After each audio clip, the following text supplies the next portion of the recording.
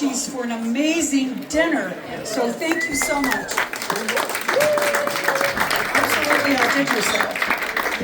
And we're really blessed because the weather helped us here, but the tent helped us a lot too.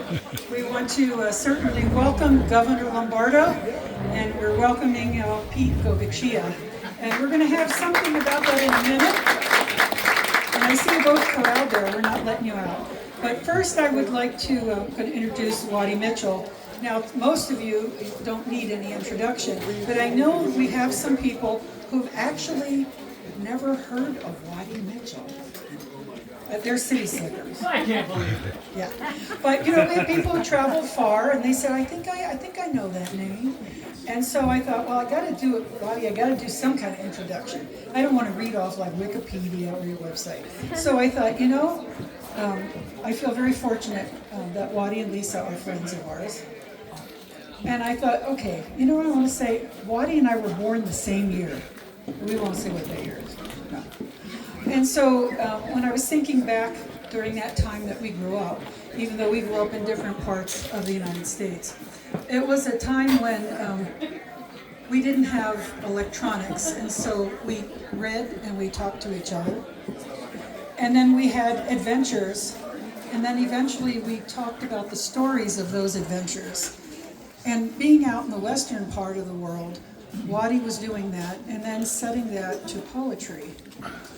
I was writing poetry of a different kind in a different part of the world. But it's the same. It's listening to each other. It's paying attention to each other. It's valuing our culture. It's valuing each other. And then it's sharing those stories. So I'm very pleased to introduce Waddie Mitchell, who will tell us one of those stories.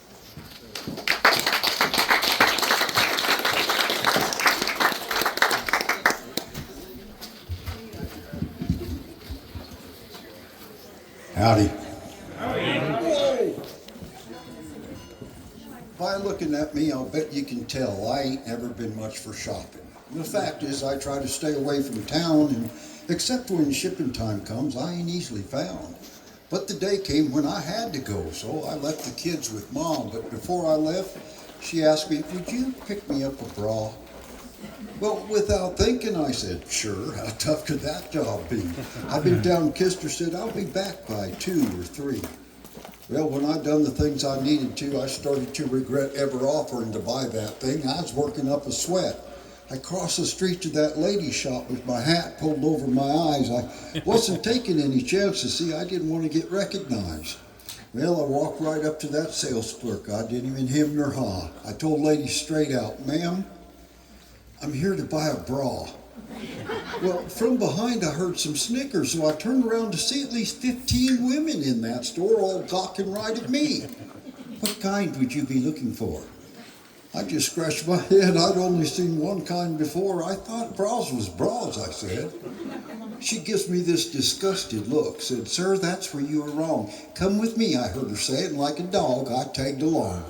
She run me down this alley where them bras was on display. I thought my jaw'd hit the floor when I seen all this lingerie. Why, they had all these different styles and shapes like I'd not seen before.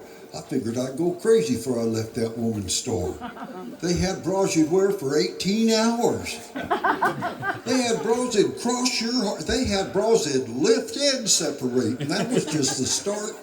Heck, they had bras that made you feel like you weren't wearing one at all. And bras that you could train in.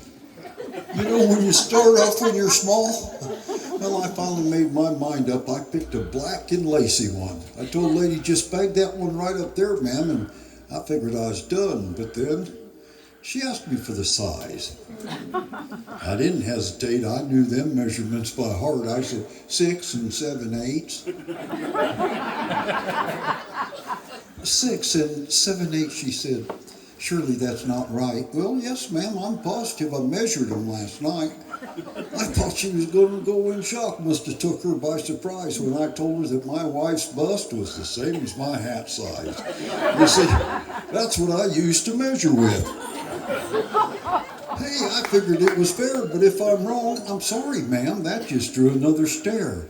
Well, by now, a crowd had gathered, and they's all cracking up when the lady asked to see my hat so she could measure for the cup.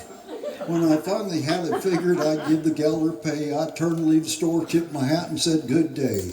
My wife had heard the whole story before I even made it home. See, she had talked to 15 women that had called her on the phone. She was still laughing, but by then I didn't care, because now she don't ask and I don't shop for no more women's wear.